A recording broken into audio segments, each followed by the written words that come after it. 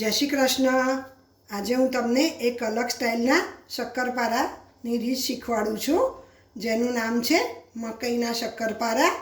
જેના માટે જોઈશે પીળી મકઈનો લોટ, 2 વાડકી, 1 વાડકી ઘઉંનો ઝીણો લોટ, મીઠું, હિંગ, લાલ મરચું, હળદર, ખાંડ। ખાંડ હંમેશ આખી જ લેવી, બૂરું ખાંડ લેવી નહીં। લીંબુના ફૂલ, જેનો મેં ભૂકો કરેલો છે। જો તમે લીંબુના ફૂલ ના ખાતા હોય તેને સ્કીપ કરી શકશો, પણ લીંબુનો રસ નાખવો નહીં। તલ અને મોણ માટે તેલ। તો ચલો હવે આપણે શક્કરપારા બનાવવાનું શરૂ કરીશું। સૌપ્રથમ આપણે શક્કરપારાનો લોટ બાંધીશું। એના માટે એક વાસણ લઈ અને એમાં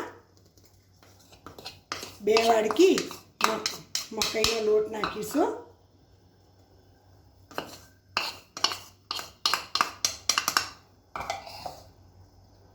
એક વાડકી ઘઉંનો ઝીણો લોટ નાખીશું। હવે આપણે મસાલા કરીશું। સૌપ્રથમ એમાં હળદર નાખીશું, અડધી ચમચી નાખી છે। મરચું 2 ચમચી નાખીશું। થોડીક હિંગ નાખીશું।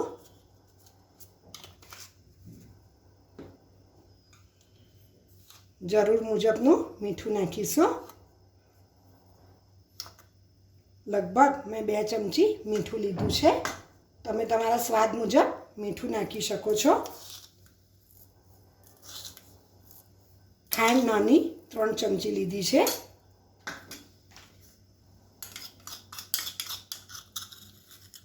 લીંબુના ફૂલ અડધી ચમચી લીધી છે।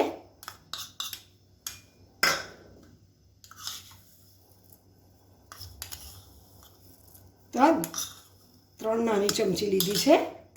હવે આ બધું આપણે હાથેથી મિક્સ કરી દઈશું।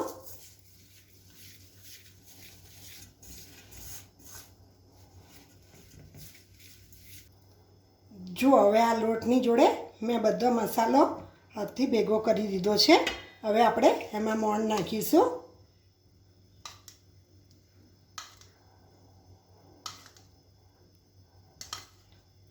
પહેલાં હું 5 ચમચી મોણ નાખું છું, પછી જરૂર મુજબ આપણે વધતું ઓછું કરીશું।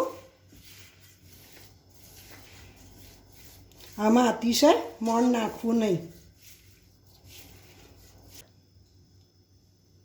જો થોડુંક મોણ ઓછું લાગે છે એટલે આપણે બીજી 2 ચમચી મોણ ઉમેરી દઈશું અને એને બરાબર મિક્સ કરી દઈશું। અને મુઠ્ઠી પડતો લોટ બાંધવો નહીં।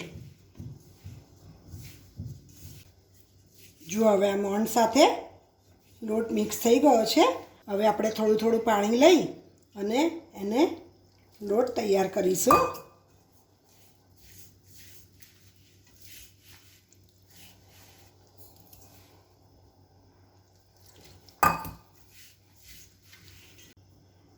જો આ મકઈના શક્કરપારાનો લોટ બાંધીને તૈયાર થઈ ગયો છે, જેને પરોઠાથી થોડોક કડક લોટ બાંધવો। હવે એના મોટા મોટા લુવા બનાવી અને આપણે શક્કરપારા બનાવવાનું શરૂ કરીશું।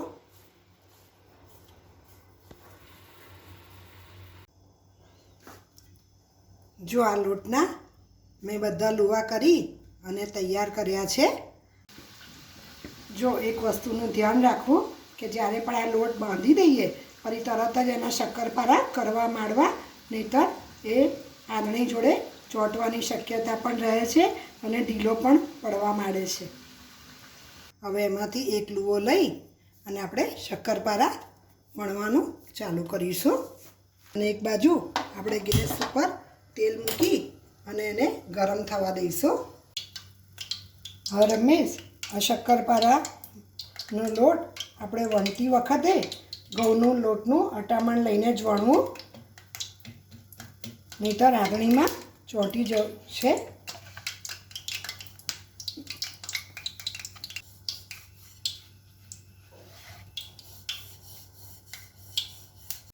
આ શક્કરપારાનો રોટલો બહુ પાતળો વણવો નહીં. હવે આપણે એના કાપા કરીશું, જે મેં ચપ્પાની મદદથી કર્યા છે. તમને જેવા ગમે એવા તમે કરી શકો છો.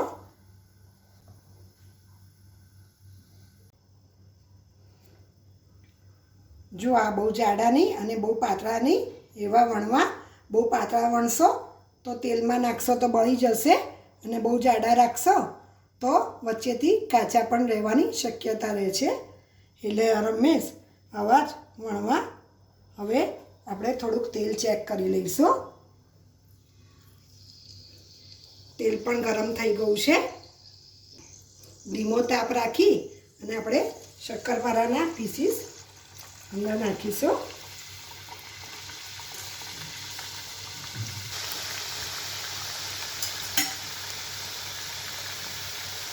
અને જારાની મદદથી આપણે એને ધીમેથી ઉથલાવીશું.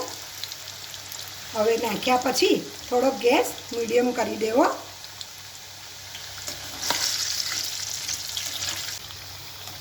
થોડી વારે એને ઉથલાવતા રહેવું અને એને ગુલાબી રંગના તળીશું. જો આ ગુલાબી રંગના તળાઈને તૈયાર થઈ ગયા છે, એને આપણે ડીશમાં કાઢી લઈશું. એવી જ રીતના ધીમો તાપ રાખી અને આપણે બીજો લુવો લઈ અને એને પણ વણીશું. તમે જોઈ શકો છો કે લોટ સરસ બંધાયો છે, એટલે એકદમ ઇઝીલી વણાય છે.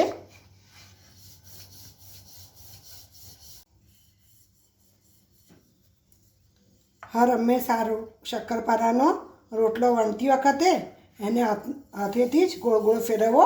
એને ઉપાડીને મૂકવો નહીં, કારણ કે એ તૂટવાની પણ શક્યતા રહે છે. એટલે હાથથી જ એને ગોળ ગોળ ફેરવતા રહેવું.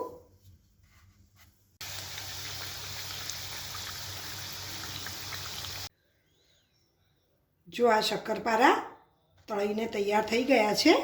તમે જોઈ શકો છો કે કેટલા ક્રિસ્પી થયા છે. બડુકની માફક તૂટી જાય છે. અને આ ચા કોફી જોડે આ શક્કરપારા તો બહુ જ સરસ લાગે છે. જો તમને મારો આ વિડીયો ગમ્યો હોય તો ચોક્કસ એને લાઈક કરજો. તમારા ફ્રેન્ડ્સ, તમારા રિલેટિવ સાથે શેર પણ કરજો. અને મારી ચેનલને સબસ્ક્રાઈબ કરવાનું બિલકુલ ભૂલશો નહીં.